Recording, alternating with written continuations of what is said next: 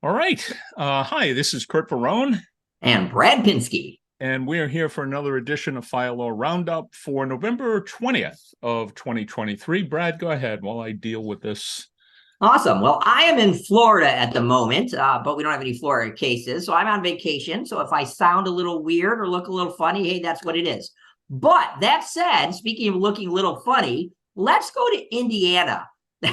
I love this because I see it happening and I want to talk about it. And a while ago, Curt, you, me, and I think Chip and on our fire engineering side actually talked about this exact issue. So I feel like people aren't listening. So here's what we It's got. not an isolated case. I think that's another important point about this. That I've got a couple of dozen cases similar, not quite as bad as this, but similar. Yeah. And look, I've almost been in this situation minus all the criminal stuff, but Yeah. and I think a lot of people have. So here's what happens, right? Not complicated facts, but super interesting. We have an Indiana firefighter.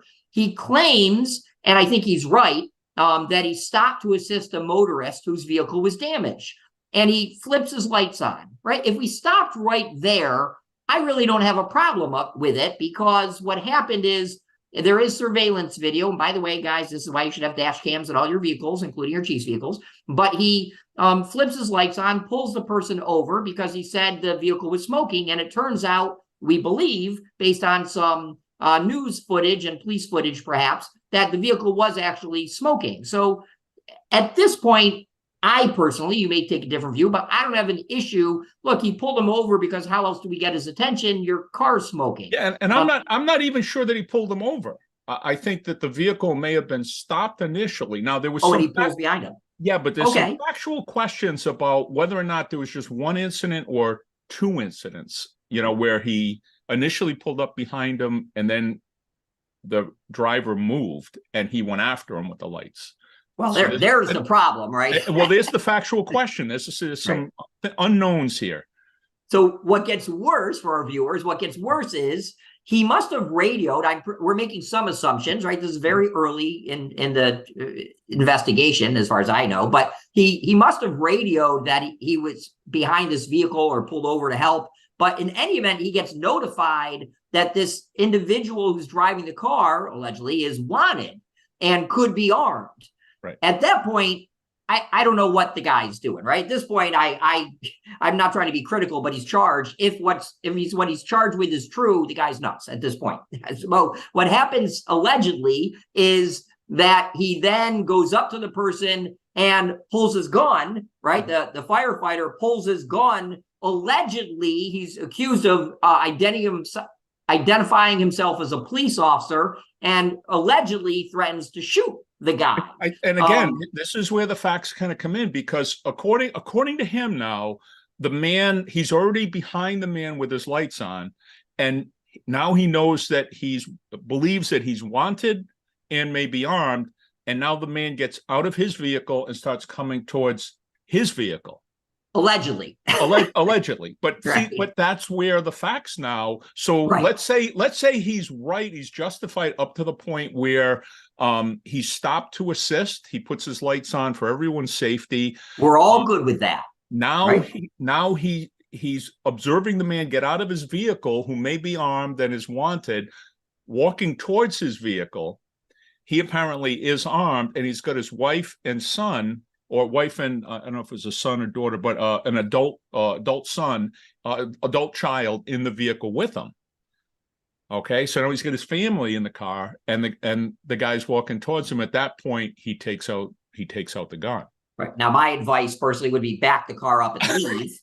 Right. If I'm going to protect my family, I'm not going to do it that way. I'm going to evacuate the scene. And I say that because that's important, because a lot of states, I don't know Indiana, but a lot of states are, if you have the ability to retreat, you cannot pull your firearm.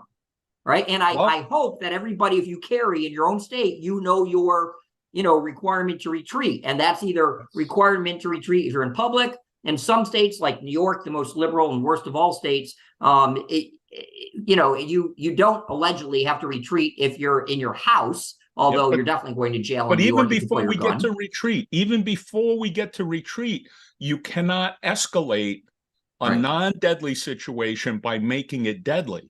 So if you're confronted with deadly force, you can Sure. respond with deadly force, and that includes the threat of deadly force. Anytime you take out your gun, that is potentially a deadly force But situation. all he knows is that could be armed and could be dangerous. Right. So that's may not be. And here we get into some factual questions I think is really interesting.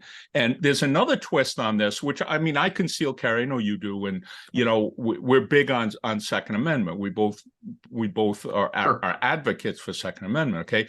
But our training is primarily as private citizens.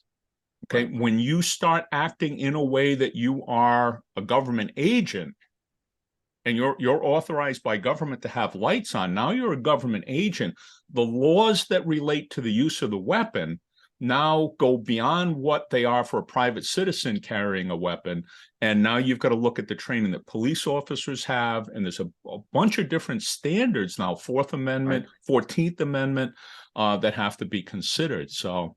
And look, and not to get farther along, you, me, Chip, we all talk about the concealed carry issue, but right. You know, we only have our voice and deadly force. We have nothing in between when you're just a carry person, right? Right. So police obviously have voice, authority. They have backup if they need it. They could bring manpower, right, to show a threat. Non-deadly options, non-deadly. Yeah, non-deadly tasers and batons and mace and de-escalation training. Yeah. Oh, and training. Yeah, that one. But here's my advice. I totally get how we pull up and we have lights. We're protecting the person. I've done that on so many occasions as fire chief. I'm sure we all have. And you notify someone, hey, I have somebody, you know, I'm behind smoking, call the police or call the, fire department, or I'm investigating, whatever, right? We've done that.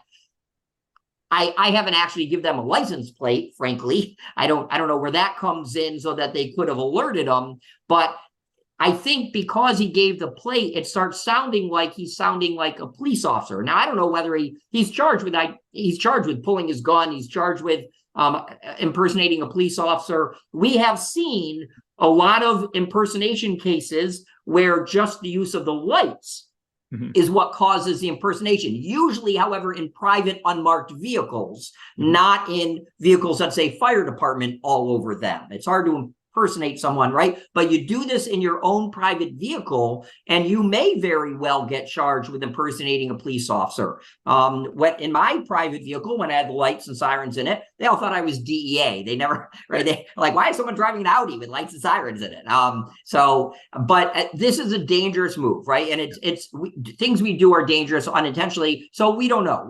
Who's telling the truth? Well, and apparently there's video. Yeah, there is. And there's another aspect to this. And I didn't really get into all the details because there's a couple of different newspaper accounts out there and they're not all consistent. But there was an indication in one of them that he told the police that he was a special deputy in Madison County. Now, I don't know if someone who maybe is what we call here an assistant deputy fire marshal could be considered a special deputy, or whether or not he was in fact a special deputy, not in the town where he was, but in a different county. And I think there's some factual questions there. It'll be interesting to see how it plays out. I hope it works out for the man. I hate to see a brother firefighter get themselves in trouble. On the other hand, I think there's some lessons here that we can all kind of take away from this, that we've got to be very careful in the event that we use our lights not responding to an emergency scene. There's some inadvertent things that can happen. I can see this totally happening totally inadvertently and then escalating, to a bad point. Now, if he pursued the man and used the lights to apprehend him, that changes some things as well. But assuming that we've just got a vehicle accident or a vehicle that is damaged and possibly smoking, and we pull in behind it and use the lights to protect ourselves and them, and then this whole thing unfolds, I think that's, you would hope the prosecutors would take a sharp look at this as well. But again, we don't know all the facts. And look, as a trial lawyer, I'm saying I've got a wanted person on, right, who's presumably got a warrant out for his arrest, and I've got a firefighter. I'm going to believe right? The firefighter, not the wanted person. So burden of proof, if I don't do criminal work, you don't want to hire me to do criminal work. But if I was the criminal attorney, I'd be like, come on, it's jury question. Who are you going to believe?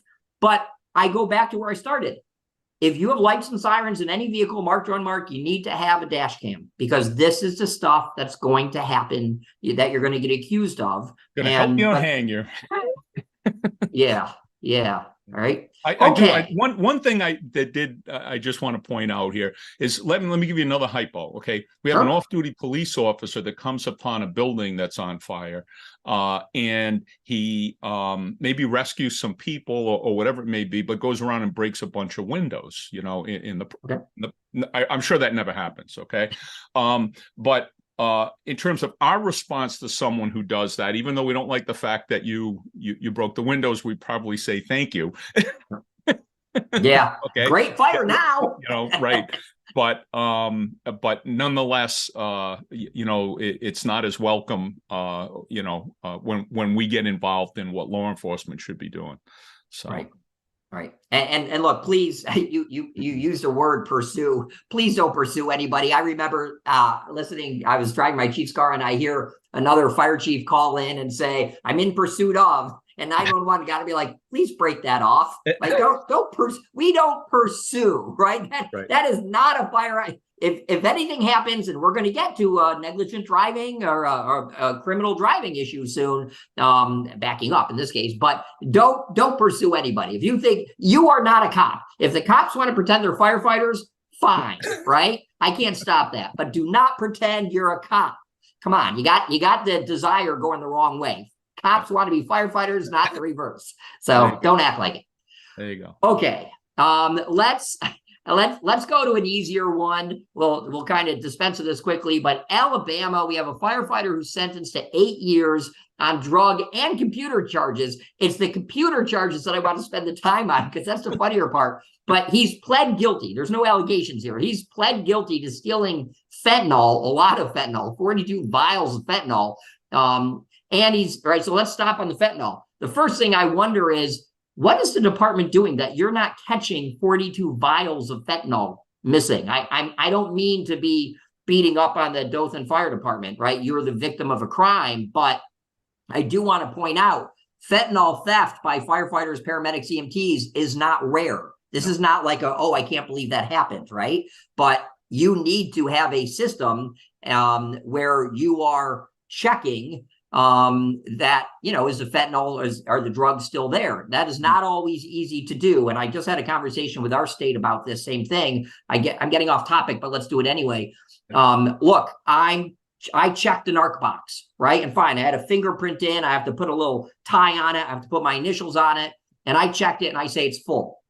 If I do that unwitnessed, you do not know whether I pulled fentanyl out there or not until the next shift comes on, does the drug check or uses it and realizes there's stuff missing. They're going to point to me. And guess what I'm going to do? I'm going to point to them. Oh, wait a minute. You're just blaming it on me. I didn't steal it. You stole it. And now we don't know. So please, nobody should ever touch regulated, controlled substances without two people being present. I don't care whether you have biometrics. I don't care what system you have. Two things need to happen. This is what I tell my clients. One, nobody ever checks the drugs alone. Two, it's always done under a camera. When that, and I have it. The way I tell my clients is, because I deal with this all the time with my ambulance companies, I say there is a drawing, there's a camera, you put the narc box in the drawn area, the camera's on it, and you open it with someone present and with the camera going down.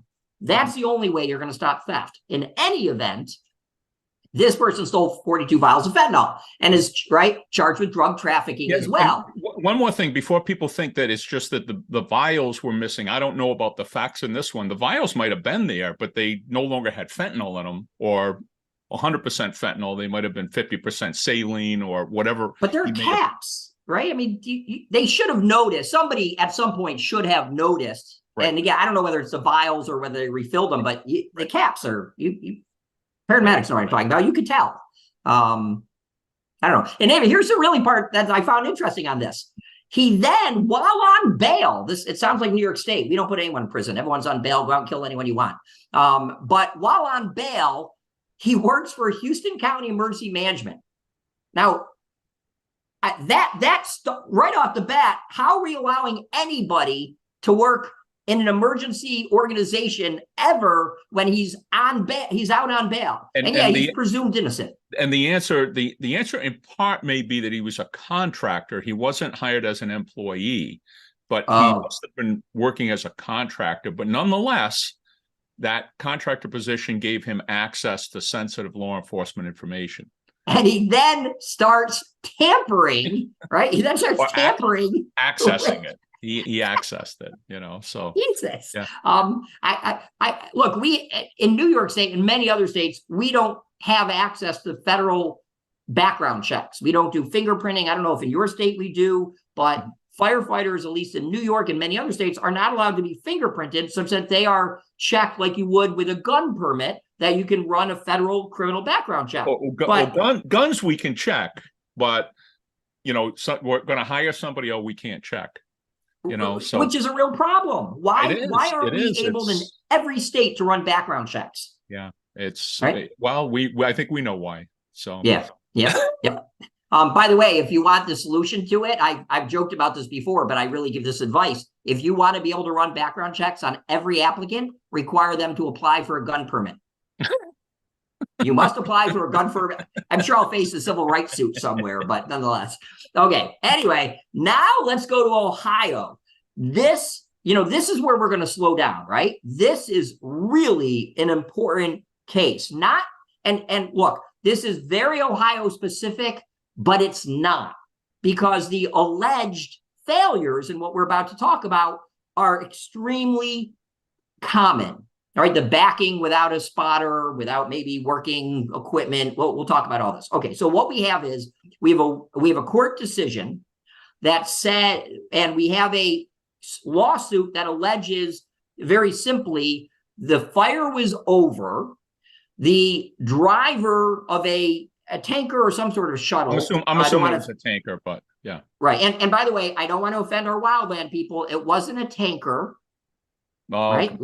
Come on, we have the right words, right? We have the water shuttle, but it's not a tanker because that would be a plane. I don't want to offend our wildland people. So he's backing it up. He receives orders, go dump your water. I don't understand that at all. But because we return full, right? Leave it full. I don't think the fire was out. I think they were looking for additional water. I think that I'm assuming that when he wanted them to dump their water, he meant dump it in a tank. Oh, okay. The way I read it was like, get rid of it, not, okay, fill it. Right. Okay, perfect. Or dump it into the pond. That's how I interpreted it. Well, that's a significant fact. That makes a lot more sense. So here's what happened. So this driver of a water shuttle, right? Tender. There's 4,000 tankers, and because of like 50 to 100 airplanes that also carry water, we got to change the name of 4,000 pieces of apparatus to call it something that somebody. But it's a tender, right? It's a tender. For my NIMS fans. Yeah. So because NIMS. Even though NIMS actually came from 1935 from a guy named Henry Fail, which no one but me actually understands, really. But we copied it from the Fire Service, or the Wildland Fire Service. So they win. Anyway, so we have a tender. He receives orders, go dump your water, I presume, into a portable pond. That makes way more sense now. Thank you.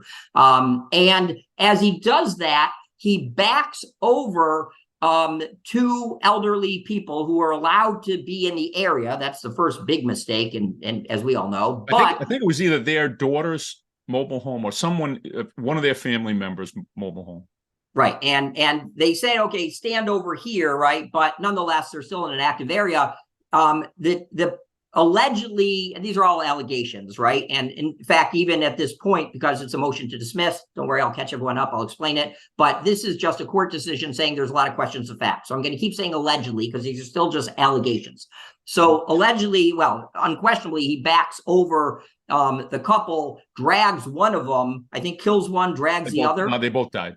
Both died. Okay. And by the way, this is back in 21. But and so there's failures that are noted, right? And let's talk about the failures for a second before we get Ohio specific. Failure. They said the backup alarm wasn't working.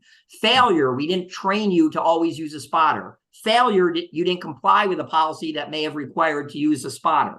And by the way, please don't ever back up, especially when you're filling water, right? If you're dumping, I do tanker dumps all the time. I've done those forever because we're a rural area. I'm sure you are too, in some areas, and always use a spotter. There's no rush. There's somebody there who should be at the fill site or at the dump site, right? But always use a spotter. And if you don't, this is what's you're gonna be faced with. So it's not worth your life. Or somebody else's life. It's not worth your freedom or your money. So in any event, those are the facts. They move, the fire department sued, right? And I think the family sued the fire department and the driver of the apparatus. Right. And, so the fire department moved to dismiss the suit. Right. And it's complicated by a couple of things, which is Ohio statute specific. Now, start with, this is a West Virginia fire department. I think it's a private, right? A fire company, not municipal. Exactly. It's a 501c3 nonprofit, right? Which is the issue, because now they're coming over state lines into a state which only protects, apparently, in this case, municipal fire departments, right? With at least this statute. So the question is whether the statute protected the firefighter and the fire department. One question was, are they a municipal fire department or not? I don't think we need to get too far off on that. But the big question was, under this statute, was the fire under control or not? And now that you have said, well, it appears that he was ordered to dump the water into a pond, right? A portable pond. Well, if you're doing that, to me, the fire's not over. I don't care whether the fire may be, and you know, you've been there as I have. You know, the fire's under control, but it still is active. We're still right. You know, working on overhaul. We've still got some, you know, and depending on the circumstances, there may still have been quite a bit of fire. It's just that, you know, it's not going, the building's gone, and there's not much we're going to be able to do to save it, but it's going to take us a while to finish overhaul. And we're not going to let it keep sparking and sparks fly in the air to land on something else, right? We're still putting it out. But this is where people have to understand. Every firefighter sitting here saying overhaul is part of the fire scene. Yeah, but the judge isn't a firefighter. So that's why people have to understand. And probably neither are the attorneys. Yeah, well, so you know, be like us trying to argue about an appendectomy, and you know, we're not doctors, and we're trying to explain, and the judge isn't a doctor, and you know, so it's the same phenomena happens. Yep. And so we think, oh, this is no big deal. I mean, not the backing up part, but of course the fire is going. But for the judge, the court didn't understand it. The judge and the lawyer probably didn't explain it as well as they could have. Mm-hmm. All that happens here is the fire company and the driver moved to dismiss the lawsuit, saying we're protected by immunity. And the judge says too many questions of fact at this time to be able to dismiss the suit, and doesn't do that. And doesn't dismiss it, says we're going to let it keep going forward through discoveries, and then we'll see what happens. But the point that's real that I take from this, right, is this is a situation, forget the fire department, right? Let's focus on two facts. One, you killed two people. Intentionally or isn't the fact, right? It was an accident. Of course it was an accident. But were you, and this is going to be one of the questions, how negligent were you? Because immunity, as in many states, governmental immunity, as in many states, doesn't apply when you were merely negligent. You were grossly negligent, you were wanton, you were reckless, a higher level of carelessness. Mm-hmm. And the judge says, we can't tell whether they weren't. And I will tell everyone, if you back up a vehicle without a spotter, you're nuts, period. End of case, end of story. You don't know if there are kids watching the fire trucks, right? Fire trucks attract kids. Don't back up a fire truck without, and this, we just did one a month ago, and these happen all the time, right? We had one a month ago where they backed up into somebody. I think that went more favorably for the fire department, but just don't do it. To me, take the 30 seconds to get somebody out of the vehicle and be spotted to make sure it's clear. The best way to avoid liability is to prevent liability creating events from occurring. Backing up without a spotter is a potential liability creating event. Don't do it. Don't do it. Don't do it. And yet we think, oh, it's an emergency. Now, was it urgent to quickly dump water? Probably not.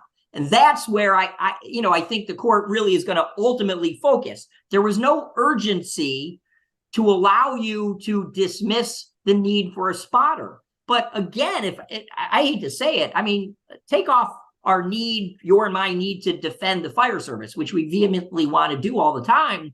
But in this case, was it really that urgent? I mean, you're at a dump site. Isn't there somebody there, right? That's at the pond backing you in or having you pull up or telling you when it's full. I mean, there should have been somebody there. Yeah. Here's the problem, though. And I have a suspicion, because I don't want, I'd love to hear from the firefighter involved, but it's possible. Think of it this way. You're a mutual aid department, as they were.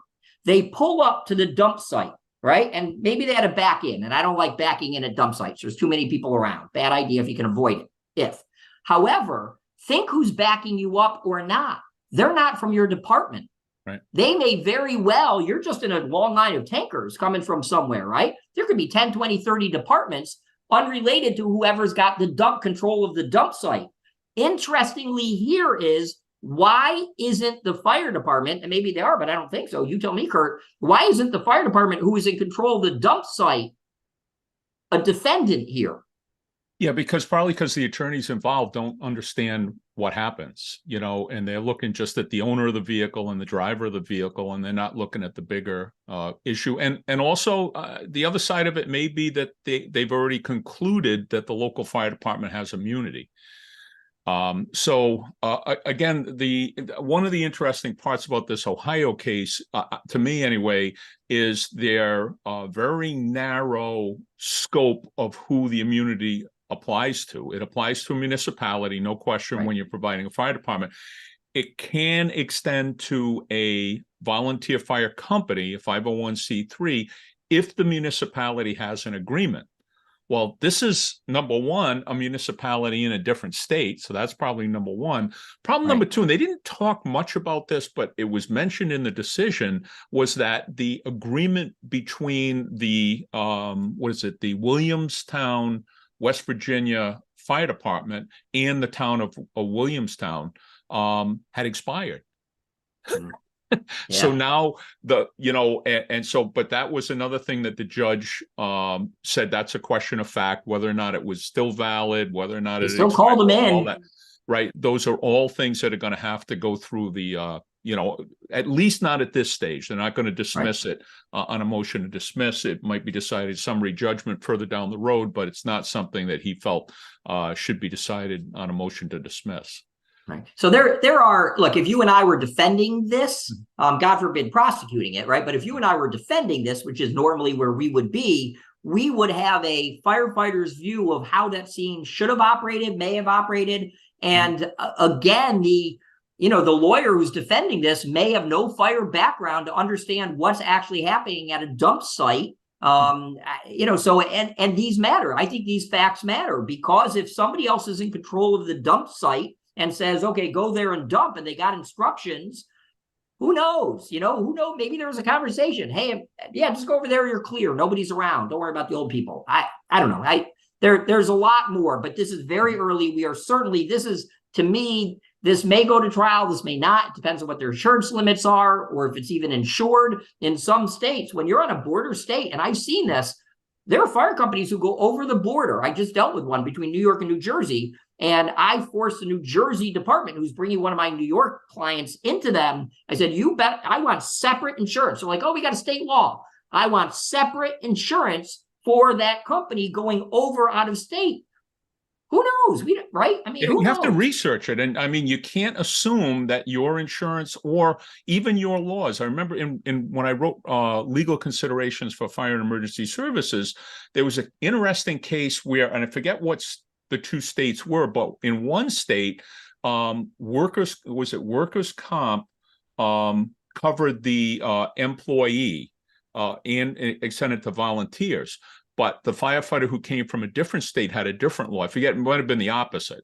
So the question was, was the host fire department's insurance the primary insurance, or was the responding department's insurance the primary insurance? It was a battle between two insurance companies. It wasn't, the firefighter was going to get paid one way or the other. Point being, though, what if one of those companies didn't have insurance? And I think that's the thing to think about. So every state has different laws on liability, workers' comp, immunity. These are the things that have to be researched when it comes to mutual aid agreements. Yeah, so, and let me leave people with this then, because I literally just did this about 2 weeks ago for a client, again, New York, New Jersey border. One, if you're on a border state and you could possibly respond, you need an agreement. I don't care what the law says, get an agreement. What type of agreement? It's an indemnification agreement. It says if we do something that causes us to get sued, you pay for us, you provide us insurance. Two, you better have somebody who knows how to read those, because if I'm drafting it on behalf of the requesting department, I'm saying, yeah, unless you're negligent or grossly negligent or reckless, I'm not going to cover your reckless or intentional acts, right? So then now you have no insurance. So now you need to look at your own insurance to make sure you have insurance for going to another state. Mm-hmm. Do not just blindly agree to go into another state. There's a ton of issues. And to your point on the workers' comp, New York State, for example, only just recently amended its laws to cover us if we go into Canada or somewhere else, to give us comp coverage. They didn't used to do that. In fact, they didn't used to cover us if we went into New Jersey or Connecticut or PA. So please, before you go into a border state or country, right, make sure you talk to a knowledgeable attorney to research the law. This matters.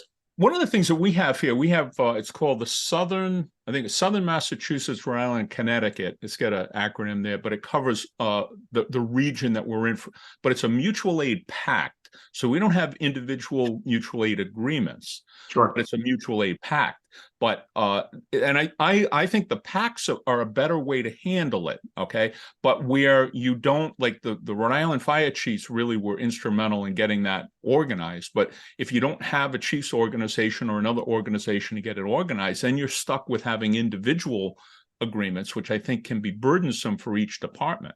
It's good for lawyers, but it's not necessarily good for fire departments. And not good for the insurance companies. But hey, if you don't tell your insurance company you're going into another state or you're bringing people in, they may not know. Yeah. No. Okay, let's keep going. I'm going to make this next one sort of easy. You may want to make it complicated, but let's go to Denver. And we have the Denver Fire, who won at the Federal Court of Appeals, a very, mid-level, but right below the U.S. Supreme Court. They won on a discrimination suit, but I don't know where you want to take this, but let me sum this up very quickly. An individual is injured, and claims he's being retaliated against and discriminated against, files a suit, and the suit ultimately is dismissed on, let's not call it most people would call this a technicality. In my world, I call this lawyer malpractice, and I'm not saying the lawyer messed up. I don't know here.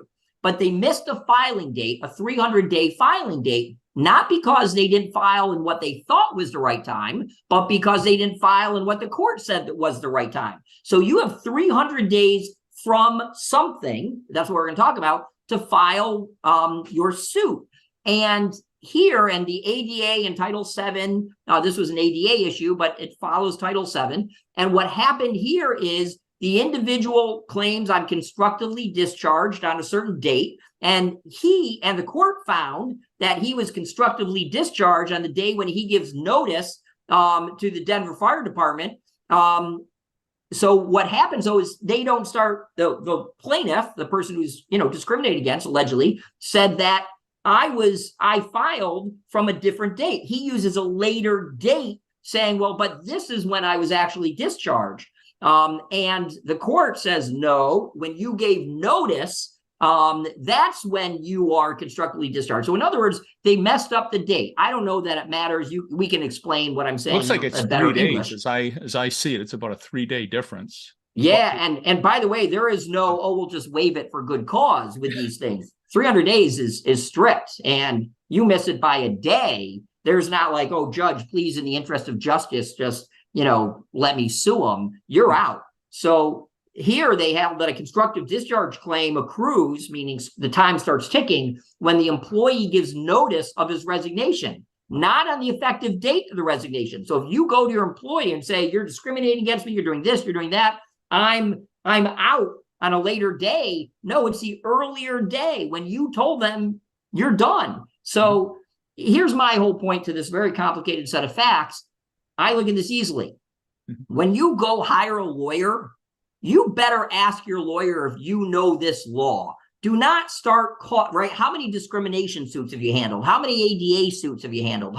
You go to a lawyer who actually knows these things, not your real property lawyer, your parents' friend's lawyer, right? Somebody who knows this stuff, because this is highly technical. And I will say this, everybody knows in my law firm, we get within a month, within 2 weeks of any deadline, and that is too late for me. I don't ever file anything. Oh, let's just wait. We have till Monday. Let's wait till Monday. Heck no, right? We're going to file it 2 weeks beforehand. Why? Because I don't like screwing up for my clients, and I don't like being sued for malpractice.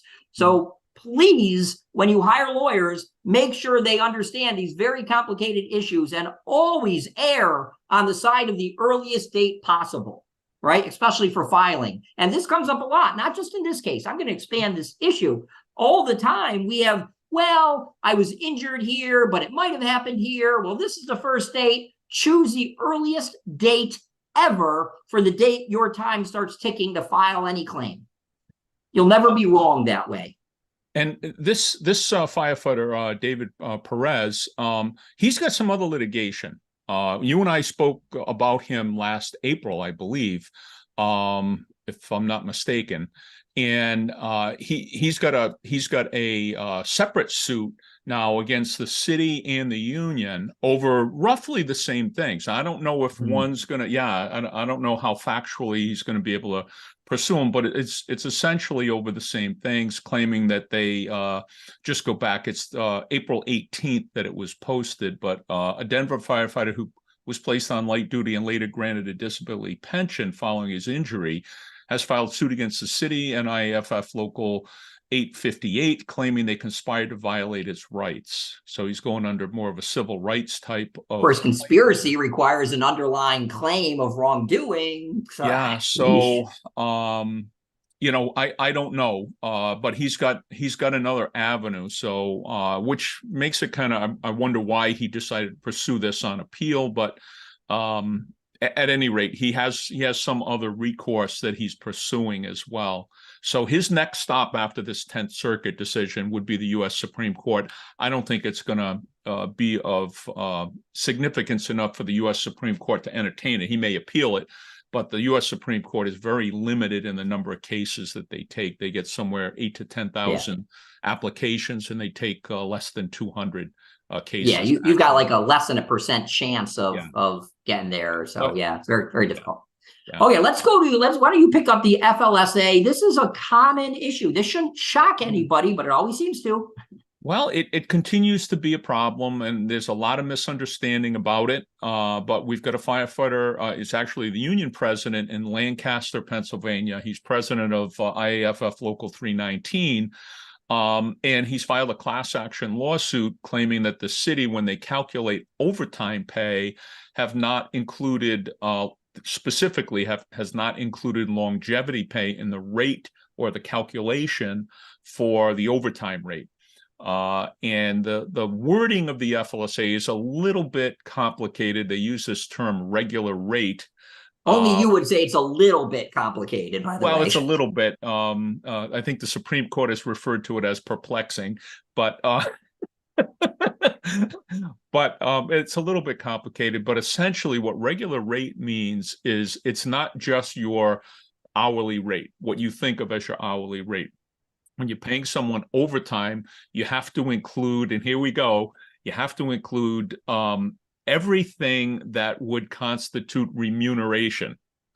Now, when Bill Macaron and I were first putting the FLSA program together 10 years ago, we said, no, that's a typo, remuneration. That's not a word. We thought it was remuneration. It's not. Right. Remuneration is a word, but essentially what it means is anything that you receive as cash is remuneration. Okay, so longevity pay, what do you call it? Acting on guaranteed stipends. Yep, educational incentives. If you're an EMT, you get a bump. You know, that type of thing. Any of those things have to. Now, there's some things that there's about 6. There's actually 8 exceptions, but we kind of think about it as 6 primary exceptions and they're very, very narrow. So you have to kind of fit into those narrow exceptions. But essentially, if your employer pays you something other than like expenses, and there's certain exceptions for bonuses and stuff, but certainly something like longevity pay, it's not even close. Yeah, it has to be included. So do you have to include it in their regular hourly pay? No. Okay, you're gonna pay them $25 an hour and $5,000 a year longevity pay. That's fine. Okay, the minute they work overtime, you have to figure out what is the hourly component of that $5,000 longevity pay, and then whenever they work overtime, you have to figure out like how many cents an hour. Is it 17 cents an hour, 28 cents an hour, $1 an hour, whatever it is? You've got to figure it out and put it in there. And that's where it gets complicated. Because, does he work 40 hours a week times 52 weeks? So now we've got to divide it by 2,080. We're going to divide the 5,000 by 2,080. Right. Does he work 53 hours a week, 56 hours a week? What hours can we count? What can't we count? And now it's off to the races for the legals that practice in this area, which is very. And this is big money. People understand, like, oh, it's just a few cents. Nobody's going to care. Wait a minute. When you take that few cents, multiply it by 2 years or 3 years, if it was willful, right? And then you multiply it by a big city where there's hundreds of firefighters. This is a big deal. And lawyers who get a good amount of money from this, like these cases. So if you think it's just 20 cents, listen. Err on the side of paying more. It's not worth the FLSA. It's not. And, we've got cases where the total payout is like $5,000 or $6,000. The attorney's fees are $200,000. And you're paying them as the losing employer. And part of it is the attorneys sometimes, not all attorneys, but sometimes the law firms that will come in, because most cities don't have in-house counsel, the city solicitor, that can handle an FLSA case. So they got to go hire a big firm to come in. And these guys are going to grind and grind and grind. And yeah, they're going to make it hard. Well, in the meantime, the city is paying big bucks for them. So you have the firefighter gets $6,000, big deal. The attorney for the firefighter gets $200,000. And meanwhile, the city is sitting on a $400,000 legal bill for the city's attorney. So for $6,000. And it doesn't end there. It doesn't end there, because the discovery of I want every timesheet back for 3 years, every single timesheet, every sign-in sheet, every overtime, every CBA and agreement, every bump. You sound like you've been through it. It's like a rectal exam. I know. Yeah, I know. It is exactly like that. But that is incredible amounts of information that has to be produced, and that's not free. Right? You're not hitting a print button necessarily, and especially in smaller communities where for every timesheet, time card, whatever. So let's just go back in case people are confused, because we're at the end of this, but let's go back. Your point is, let me take the low hanging fruit. If you are guaranteed, let's say at the end of the year, right? So that's where people think, oh, I don't have to worry about this now. At the end of the year, you're guaranteed, if you're a EMT or a paramedic, you get $1,000 extra. It's guaranteed. Now, some will argue, I have unsuccessfly, some will argue, well, it's not guaranteed because I may lose my EMT, right? It doesn't matter if it's guaranteed or not. Yeah. Well, at the state level, actually, for computation of overtime and failure to pay overtime, it actually does matter. But the guarantee is a very loose standard. Well, and I can only speak to New York State. But I think what the difference, I think, is private industry versus government. Okay. Yes. Like I have a paralegal, Malcolm. I mean, you have office employees as well. Okay. Christmas, I give Malcolm a bonus. Okay. That bonus, because we're private industry, I'm not under contract. I'm not even sure what I'm going to give him this year, but I'll give him a bonus. Okay. Right. That is a discretionary bonus that does not have to be included. Okay. But when you agree to give someone longevity pay, right, which is contractual, or even if you make it contingent upon them meeting certain requirements, okay? But if it's in the collective bargaining agreement, it's in municipal personnel manual, personnel regulations, and so on and so forth, it has to be included. Right, you factor that into your time and a half calculation. And that's one of the challenges with folks that are familiar with the FLSA in the private sector, where bonuses are allowed. In the public sector, you can't give away taxpayer money because Brad did a great job of that fire, I'm going to give him an extra $500. You can't do that. It's called the anti-gift prohibition, right? Yeah. It's municipalities, in most constitutions, there's a line that says no public fund shall be spent for the private benefit or as a gift or whatever. So it's called the anti-gift prohibition, and that's what it is. You can't just bonus money, but you can give performance incentives that are guaranteed. And as you say, it doesn't matter, but they're guaranteed for the most part anyway. If you're an EMT, if this, if that, right? Lieutenants get a bump, longevity pay, you got to factor that in. And I will bet you a lot of, because I ask it, it's when I take over a client, they have employees, it's one of my first questions is I want to see their pay structure, right? And let me see how you're doing overtime, because I don't want to be the lawyer on the end of, oh, I didn't catch it, right? I'll lose a client.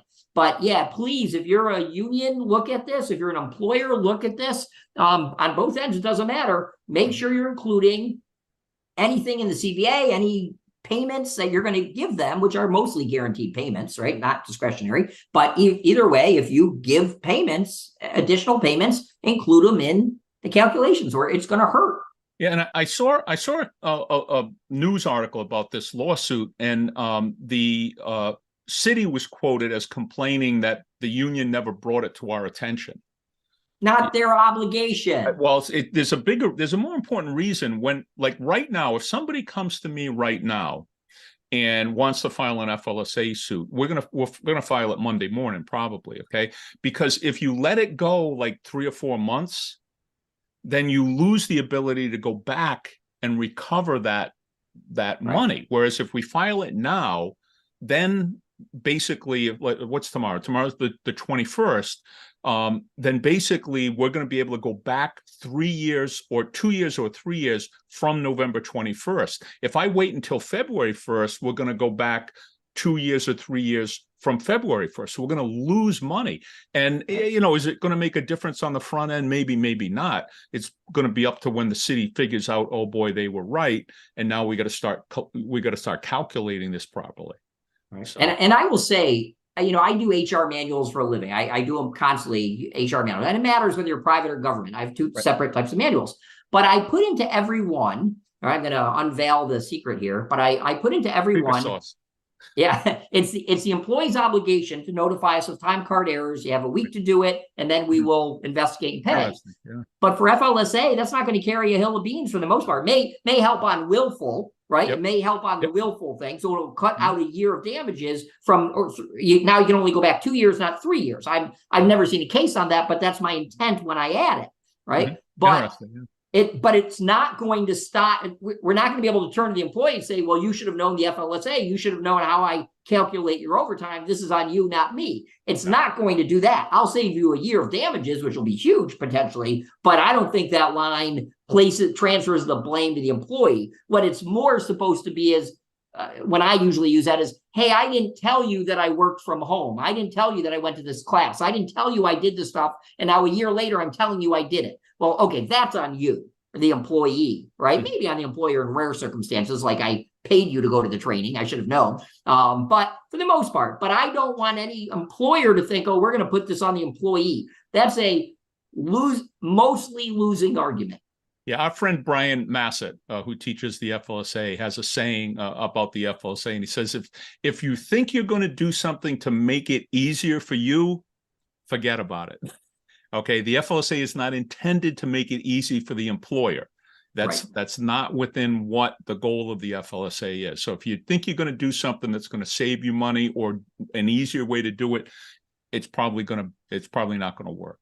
Right. And look, if any employer thinks, oh, this is unfair, these issues come out of the 50s, 60s, 70s, 80s, when we were, penalizing the employees, when we were, making it, when we all know where the FLSA comes. Hey, by the way, I want to give you a 40-hour job, but you're going to give me 10 hours for free. I'm going to pay you for 30, and you will volunteer the other 10, right? And that's the kind of things that created the need for the FLSA. But you're right. So if you're an employer thinking this is unfair, you better, and I'm going to end on this, and I don't get paid to say this, but if you're a fire department and you have not attended Curt's class on FLSA, you are nuts. This is so complicated, so scary, so expensive to be wrong, and you will be wrong more likely through ignorance than intent, right? So maybe they only go back 2 years, but if you have the opportunity now to go to Curt's class, go to the class. You will save yourself this exact headache.